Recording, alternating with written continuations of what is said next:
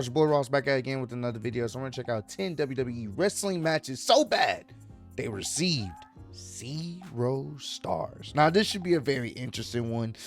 Match ratings are subjective. They're not set in stone. You can have your own match rating and give your own rating to whatever match, however it made you feel. I know a lot of people look at the Dave Meltzer rubric of match ratings, and you can, agree with his opinion or not. I know recently he just gave 5 stars to AJ Styles and Cody Rhodes at Backlash recently, which is crazy to think because he doesn't really be giving out 5 stars to a lot of WWE matches. So the fact that AJ Styles and Cody Rhodes got a 5-star match from him is very rare to see. And AJ Styles and Cody Rhodes, they had a fantastic match at Backlash. That shit was fantastic. Love that match. If you haven't seen it, go check it out. But once again, his opinion isn't set in stone. You can formulate your own opinion on what you rate a match. But I want to see what matches on here got 0 stars, because it had to be awful, and I want to see if I agree with it as well. So let's get right into this one. Should be a good one. Let's do the damn thing. Meltzer's ratings, despite being controversial in nature, are always a key indicator of the quality of a matchup, and there have been some atrocious WWE matches that Meltzer awarded with the Dave Meltzer's ratings, despite being controversial in nature, are always a key indicator of the quality of a matchup, and there have been some atrocious WWE matches that Meltzer awarded with the infamous dud rating. A dud rating means 0 stars, and some rather polarizing matches have been awarded the 0-star rating in the 30+ years that Meltzer has been publishing the Wrestling Observer newsletter. Join us now as WrestleMania looks at 10 WWE matches that received 0 stars.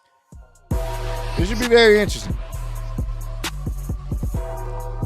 Someone said that's my catchphrase on my last video. They said this should be very interesting is my catchphrase. If it is my catchphrase, oh well. Oops. Be sure to subscribe and hit that notification bell for daily wrestling videos, and follow us on Facebook for exclusive lists. Also check out our new website, WrestleMania.com. Number 10, Kane vs. Bray Wyatt, SummerSlam 2013. The SummerSlam 2013 featured the in-ring main roster debut of Bray Wyatt. Wyatt would collide with the legendary Kane in a match type known as the Ring of Fire. The Ring of Fire was basically an Inferno match, yet for unknown reasons, WWE decided to completely rebrand the notorious matchup. Whilst the match was a fine spectacle due to the fire around the ring, the match was a slow and plodding affair, and Kane at this point in his career wasn't exactly having stellar matches.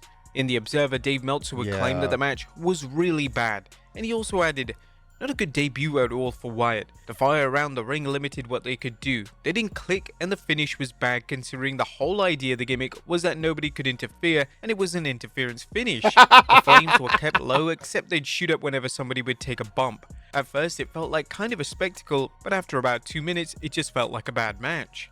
Number 9, Alexa. It visually looked cool, but then when you really think about it, in an Inferno match, especially what we're used to seeing back in the day, someone would be set on fire. You know what I'm saying? And that was kind of the idea of it. So for them to just have the fire around the ring only to keep, other people out, but it still ends on the interference, it's kind of pointless. It looked cool, but I vaguely remember that match. I forgot all about it, to be honest with you. And that should let you know. That should let you know. Bliss vs. Bayley, Extreme Rules 2017. Alexa Bliss and Bayley's showdown at the Extreme Rules pay-per-view in 2017 is arguably one of the worst women's matches in WWE history. The match was a kendo stick on a pole match, and the pay-per-view encounter was one of the worst examples of character development imaginable, as the match completely annihilated Bayley's once illustrious babyface persona. It was a total shock when Dave Meltzer awarded the match a dud rating, as in all honesty, there was an expectation that the match would be awarded a negative star rating. Meltzer would write in The Observer that the match was a psychological disaster and a joke of a championship match. Yikes. Number 8, Curtis. Bro, they destroyed Bayley because Bayley didn't want to use the fucking kendo stick. I was like, oh my god. And from there, Bayley was damn near destroyed, bro. Character-wise, like, bro, you can be a babyface but not be a complete, like, goody two shoes. You're in a match that involves you using a kendo stick. Use it. It was stupid. Axel versus RTruth, Fastlane 2016. Don't remember this one. When Fastlane used to take place before WrestleMania, there were often complaints that it was a nothing pay-per-view and a complete waste of time. Fans who held this opinion were proven right in 2016 when WWE booked Curtis Axel vs RTruth on the show. Although the match was just over 2 minutes, it simply had no place on a pay-per-view card. The crowd were painfully silent and no doubt questioning if they were at a WWE Superstars taping as opposed to the last pay-per-view event before WrestleMania. Yeah. Number 7, Braun Strowman vs Bray Wyatt, Money in the Bank 2020. The main rivalry of Braun Strowman's Universal title reign was with Bray Wyatt. This made a ton of sense due to the established history between the two, yet due to their feud taking place during the COVID-19 pandemic, the feud struggled to take off without a live audience. The two would collide at the Money in the Bank pay-per-view and the match could have worked. However, the issue was that WWE booked the match as if there was going to be a crowd in the attendance. It was an awkward match that was more suited to Raw or SmackDown as opposed to a major pay-per-view event such as Money in the Bank. Dave Meltzer had a brutal review of the 0-star rated match in The Observer, which read, "They hugged and the puppets were happy. Then Strowman took off his mask, stomped on the mask, and power slammed Wyatt for the pin. After the match, they teased the idea that the Fiend would be coming for revenge. It did build to the next step, but as a match, this sucked." Number 6. That's a fair assessment. It is. I think that match probably would have been a lot better with the crowd. And once again, having a crowd there that's invested in what's going on can elevate a match just by the interaction with the fans. Because I think that it was a good idea on paper. Bray, going after Braun and the history they have there. But ultimately, it fell flat because no one was there. Some matches you could work with people not being there as they were able to do during the pandemic era. And then some matches kind of, it took a hit because fans weren't allowed to be there. The Boogeyman vs JBL Royal Rumble 2006. In 2006, WWE were adamant on making the Boogeyman a legitimate threat in the company. Yeah. The Boogeyman would defeat names such as JBL and Booker T on pay-per-view events, yet this did little to impact Boogeyman's stature in the ring, as his in-ring work was barely passable for the main roster. When the WWE booked the aforementioned JBL to collide with the Boogeyman at the 2006 Rumble, fans hoped that the talented JBL would be able to carry the worm-eating maniac to a passable match. However, that wasn't the case. The match was brief, which was a wise move, yet this did little to protect the Boogeyman as he looked completely lost in the squared circle. Dave Meltzer's dud rating for Boogeyman's so-called pay-per-view showcase was completely justified. Number 5, The Miz vs John Cena, The Bash 2009. 2 years before The Miz would main event WrestleMania 27 against John Cena, Miz and Cena would have a small feud in the summer of 2009. The Meltzer had a scathing review for the match in his 0-star review. Terrible storyline, no time due to problems that should have been rectified. Cena didn't get over by winning because he beat a guy who was a joke, and Miz was buried underground for no reason other than even though he was getting over on television, he's not allowed to eat at the big boys table yet, and the fans had to be reminded of this. Number 4, Kevin Owens vs. Yeah, they had to cut all, I'm guessing, copyright stuff. But this one right here, Kevin Owens versus Goldberg. Do I have to say anything? Goldberg, Fastlane 2017. Do I have to say anything, bro? Fastlane 2017 saw one of the most controversial moves in recent years, as Goldberg would squash Kevin Owens to become Universal Champion. Owens was super over with the crowd and he should have walked into WrestleMania 33 as champion and faced Chris Jericho in one of the top matches on the show. That would have been great. Ultimately, Vince McMahon made the call to have Owens drop the title to Goldberg, and although Jericho would distract Owens, costing him the match still did significant damage to Owens' credibility. Yep. The match finish received vast criticism online, and the 0-star rating from Dave Meltzer is appropriate for such an infamous matchup. Number 3, Sheamus vs. That match was only there to set up Brock versus Goldberg at WrestleMania, which was okay match. Wasn't bad, but Kevin Owens should have been Kevin Owens versus Chris Jericho. That's the match that people cared about the most. Versus Daniel Bryan at WrestleMania 28. How do you even rate a match that lasted 18 seconds? Well, when Sheamus defeated Daniel Bryan in 18 seconds at WrestleMania 28, Meltzer awarded the match 0 stars.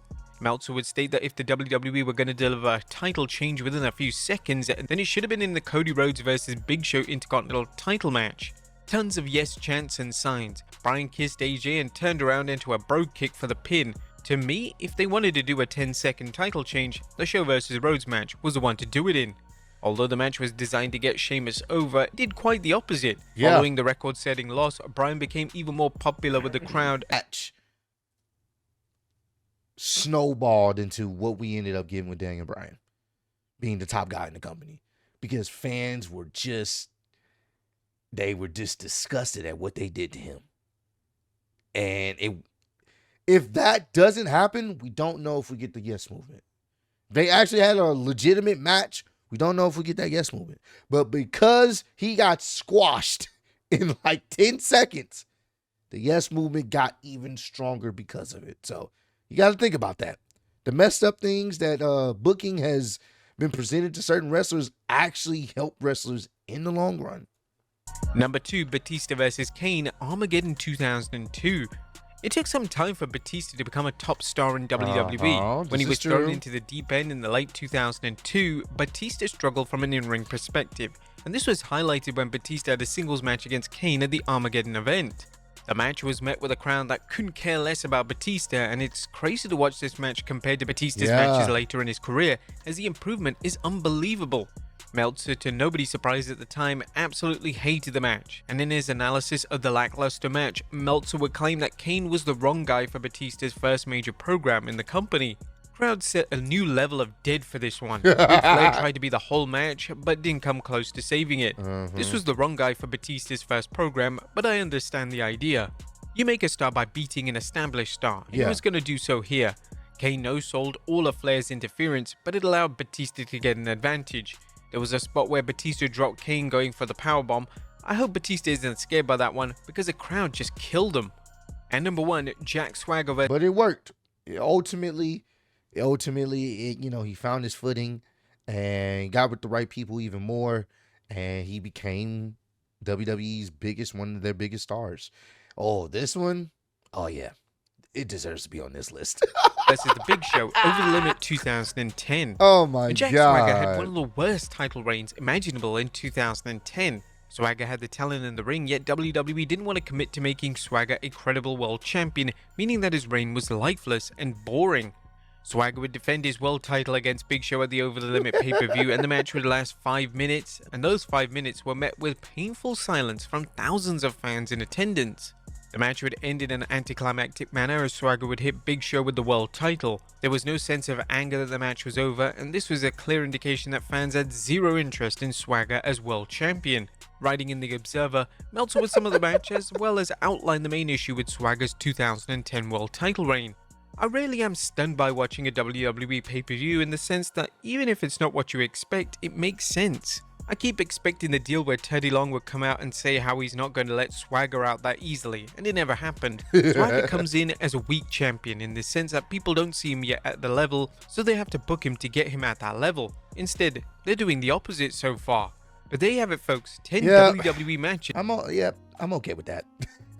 Give it 0 stars. Jack Swagger's run. Oh, dark days in WWE, man. Comment down below. Let me know. I don't even know what I just said. Comment down below. Let me know some other matches you feel like deserve a 0-star rating, because there are a few that you just got to be like, huh? What was that? Let me know if they weren't on this list, man. But I appreciate all the love, support. Road to 150K. I'm still going to be the YouTube wrestling champ of the world. Appreciate y'all kicking with me. See you on the next one. Peace.